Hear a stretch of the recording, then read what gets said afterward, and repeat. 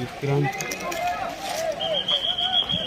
ಏನಿದೆ ಅಂತ ಇದು ಕೂತ್ಕೊ ಬಿಡ್ತಿತ್ತೆ. ಧೂಪಕ್ಕೆ ಹೋಗ್ಬಿಡ್ತಾರೆ ಯಾರು. ನೀವು ಮುಂದೆ ನಿಂತು ಗಟ್ಟಿ ನಿಂತ್ಕೊಳ್ಳಿ. ವಿಕ್ರಾಂತ ಲಾಸ್ಟಿಗೆ ಸೆರೆನಾ ಕೊನೆಗೆ ಸಿಕ್ಕಿದ್ ನಾನು.